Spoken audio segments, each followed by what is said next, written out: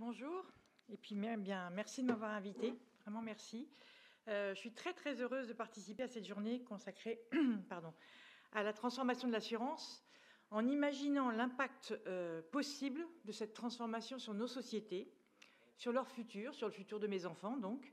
Je me dis que nous pourrions donc vivre aujourd'hui un moment historique, alors si je peux être associée à ce moment-là, je suis évidemment ravie.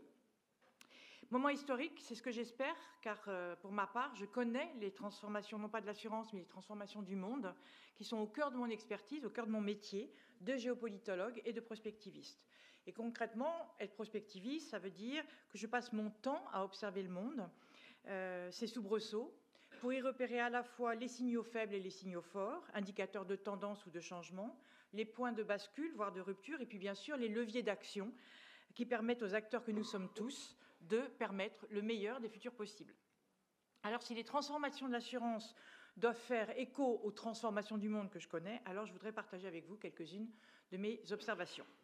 Côté signal fort, en fait, c'est assez simple, car toutes les études que nous menons au LEPAC, le laboratoire que je dirige, toutes les études ramènent au même risque à chaque fois, au même problème, au même enjeu, et ce risque, c'est l'enjeu climatique.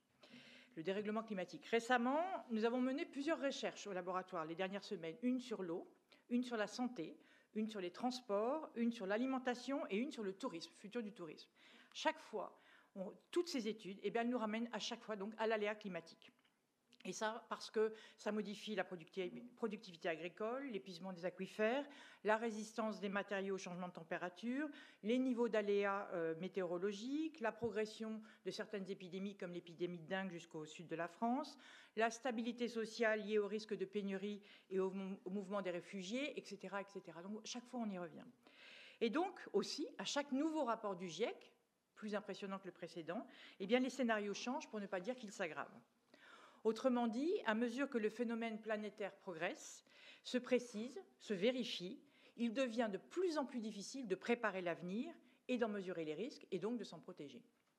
Et cette imprévisibilité élargie, donc, est clairement le premier signal fort du monde qui vient, bien au-delà, et lié au climat, bien au-delà des seuls risques de catastrophes naturelles qu'on devrait d'ailleurs baptiser catastrophes anthropiques. En fait, c'est un petit peu comme si on était à la veille d'une guerre. On sait qu'elle va se dérouler en une succession de batailles, mais on ne sait pas quand, à quelle date, ni le lieu des batailles. On sait qu'elle va détruire les infrastructures, les habitats, mais on ne sait pas à quel niveau. On sait qu'elle va tuer, qu'elle va blesser, déloger, provoquer des exodes, mais on ne connaît pas encore le nombre de victimes, ni le nombre de déplacés. On sait enfin qu'elle va contraindre au rationnement, à l'inflation, mais on ne sait pas encore dans quelle mesure, on ne connaît pas la portée et l'ampleur de ces rationnements. Et le paradoxe absolument incroyable de cette situation, c'est que tout ça est évitable. Nous ne sommes pas face à quelque chose de déterminé, c'est évitable. On pourrait probablement, collectivement, maîtriser l'aléa et donc les risques, si toutefois on prenait collectivement la mesure du phénomène et les moyens de lutter contre son amplification. Autrement dit, cette imprévisibilité, ce signal fort d'imprévisibilité, ce qui l'engage, c'est notre responsabilité, tout simplement. C'est d'ailleurs ce que les sociétés civiles et les jeunes ont fort bien compris, au point d'émettre un deuxième signal. Alors on considère encore aujourd'hui que c'est un signal faible, mais peut-être provisoirement, le signal de la contestation et de la rébellion, de l'insoumission. Je vous fais juste un tout petit rappel des événements très récents. Des diplômés français qui refusent de rejoindre les entreprises dont ils jugent la politique sociale et environnementale insuffisante. On a eu des jeunes Européens qui appellent au boycott de l'avion jusqu'à faire infléchir la courbe de fréquentation aérienne en Suède ou à faire modifier sa politique des prix à Air France. Des collégiens qui chaque semaine désertent l'école, dont le sens se dilue évidemment à mesure que la menace climatique se précise. Il y a eu le dépôt d'une plainte plus récemment, plainte inédite devant le Comité des droits de l'enfant de l'ONU pour dénoncer l'inaction contre le changement climatique comme une atteinte aux droits de l'enfant. Il y a eu une première COP étudiante ici à Paris il y a quelques semaines qui va être suivie d'une autre au Brésil puis au Maroc. Il y a la montée en puissance mondiale du mouvement Extinction Rebellion avec le lancement en octobre, vous vous en souvenez, des premières semaines de la désobéissance civile dans de nombreuses villes de la planète. Et puis, encore plus récemment, il y a cette plainte contre Exxon qui est accusée d'avoir minoré dans ses comptes l'impact des risques liés au changement climatique et donc, selon les plaignants, d'avoir trompé les investisseurs et le public. Et ce que cette accélération vient souligner en miroir, évidemment, c'est l'incapacité aujourd'hui des États aussi à tenir leurs engagements pris à Paris en 2015. Et le problème, évidemment aussi, c'est que cette inertie des États et de nos sociétés nous expose à une radicalisation de la contestation sociétale, et dans son sillage, éventuellement, une violence plus générale qui attend son heure. Vous avez évoqué les différents événements partout dans le monde. Les Gilets jaunes en France sont déjà venus nous prévenir aussi de ce possible-là. Et pour comprendre ce que ça veut dire, il suffit d'imaginer ce que c'est que d'avoir de vous mettre à la place d'un jeune de 15 ou de 18 ans qui n'a donc rien à perdre, rien à protéger, rien à rassurer. Il n'a pas d'enfant, il n'a pas encore de maison, enfin il n'a pas sa propre maison. Et il entend tous les jours, à la radio, dans les journaux, que le monde va s'effondrer d'ici à 2050, que notre civilisation est fichue. Imaginez quelle est sa volonté de contribuer à la société de demain, dans la mesure où de toute façon elle est fichue. Imaginez la peur et la colère que peut générer chez les jeunes le fait de voir chaque jour les pronostics du GIEC s'aggraver, en même temps que les États-Unis se retirent des accords de Paris et qu'on vilipende Greta Thunberg et avec elle tous ceux qui soutiennent son action. Imaginez l'inquiétude qui est la leur, donc, face à notre échec. Et donc ce troisième signal fort, justement, c'est cette incapacité collective qui est la nôtre à relever ce défi climatique, alors que le diagnostic est établi, qu'il est validé, qu'il est consensuel, alors que les solutions sont connues, que les moyens financiers existent, qui sont disponibles, et qu'on peut les mettre en œuvre. Ce qui signifie donc que nous ne sommes pas face à un problème de conscience, on n'est pas face à un problème de connaissance, on n'est pas face à un problème de moyens, on ne peut même pas parler de défaut de mobilisation, puisque le climat mobilise aujourd'hui plus d'acteurs, d'initiatives, d'associations que toutes les causes auparavant. Alors c'est quoi le problème ? Qu'est-ce qui manque pour améliorer l'efficacité de l'action et inverser la courbe des émissions de CO2 ?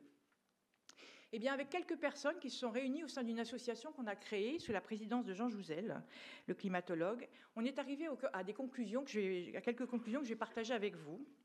Le premier constat, c'est que nous sommes face à un problème complexe, un problème systémique. Autrement dit, où l'action de chacun dépend de l'action des autres. Autrement dit, la solution va forcément passer par des transformations profondes à l'échelle du système. Système de gouvernance, système économique, et donc aussi système de partage des risques et des responsabilités.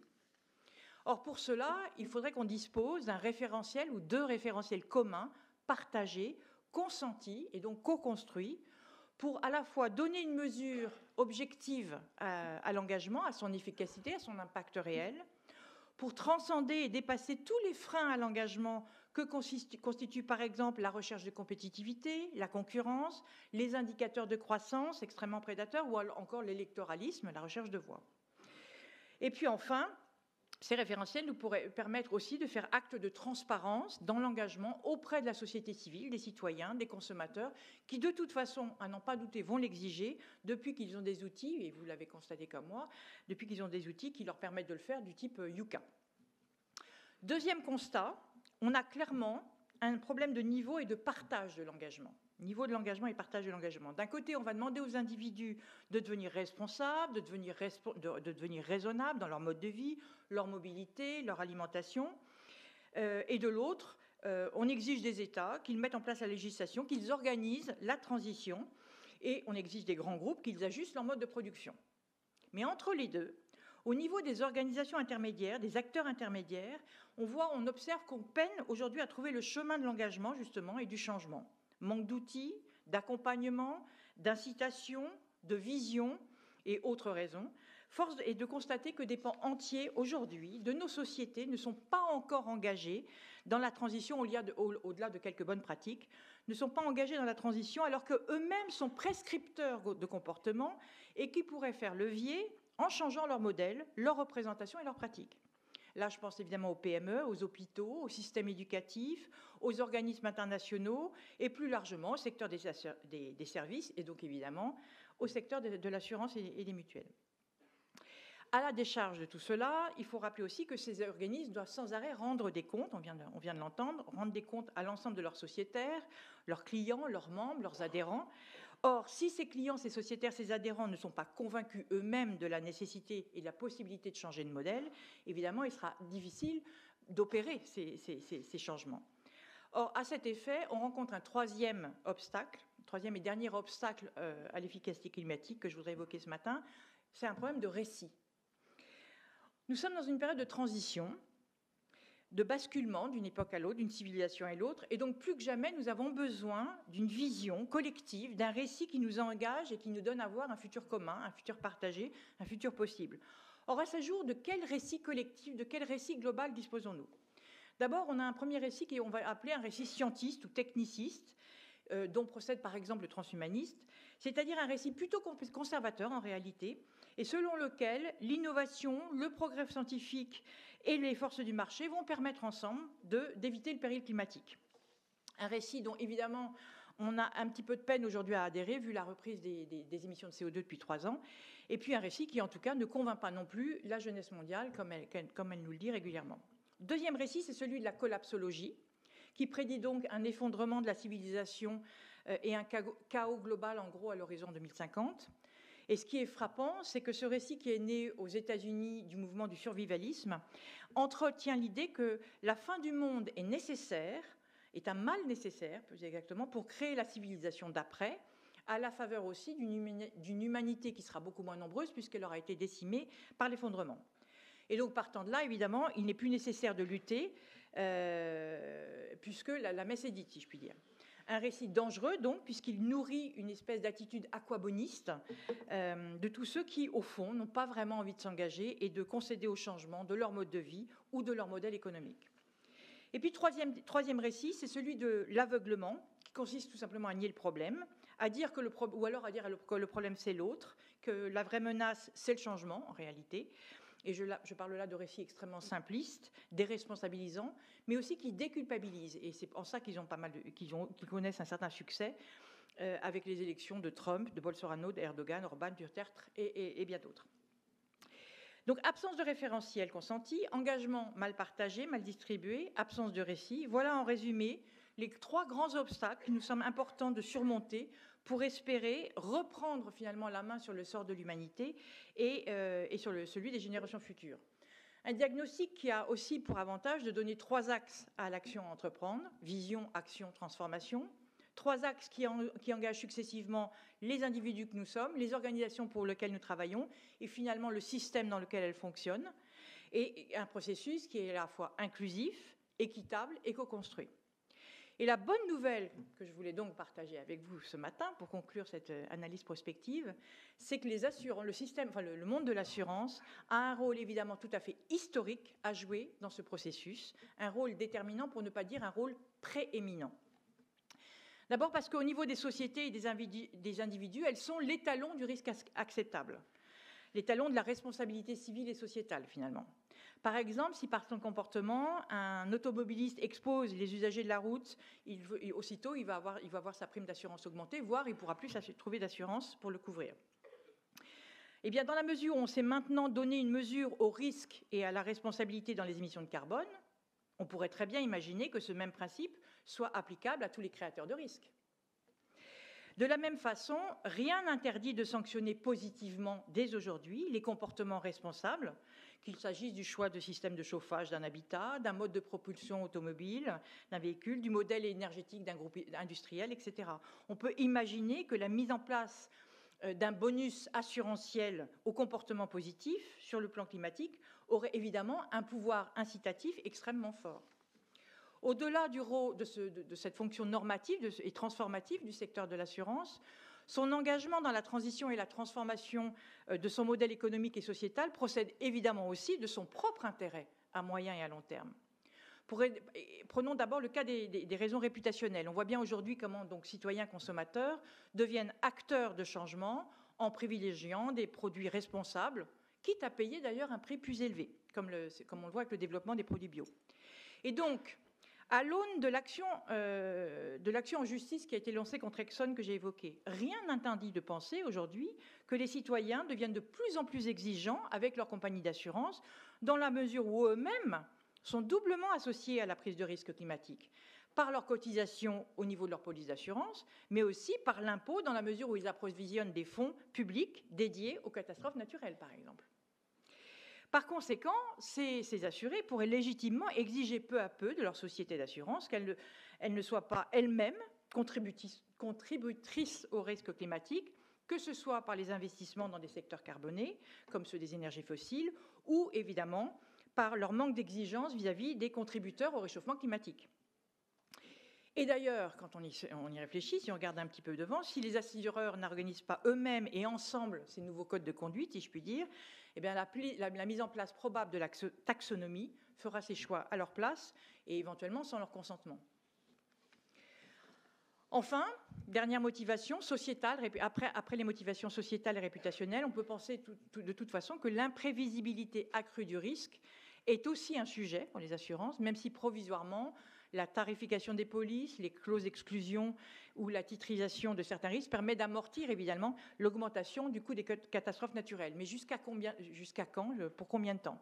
Parce que le problème, c'est que dans un système complexe et en transition, la notion même de risque et de catastrophe va évoluer et on ne pourra pas écarter tout risque des politiques d'assurance. On ne pourra pas faire peser non plus sur les plus touchés par le prix du risque créé par d'autres. Je pense aux agriculteurs, par exemple, ou aux infrastructures, aux risques sanitaires, mais je pense aussi au prix de la contestation et de la rébellion, qui est un coût indirect, finalement, du réchauffement climatique. Je pense aussi au possible désengagement des États confrontés à une amplification des catastrophes naturelles, alors que leurs ressources budgétaires, elles, tendent à se tarir.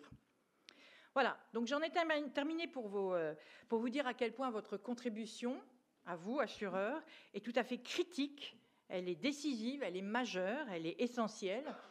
Et je vais vous donner une autre mesure tout à fait personnelle à ce rôle qu'est le vôtre. Hier, avant de partir de chez moi en catastrophe pour prendre le TGV et venir vous parler ce matin, mon fils de 12 ans, qui est l'aîné de mes 3 enfants, qui a 12 ans, me disait « Mais pourquoi est-ce que tu y vas, maman? Tu ne peux pas rester à la maison, etc. » Je dis « Écoute, mon chéri, faut que j'aille parler du climat, etc. » « Ah oui, maman, je voulais te demander, c'est vrai qu'on est fichu ?»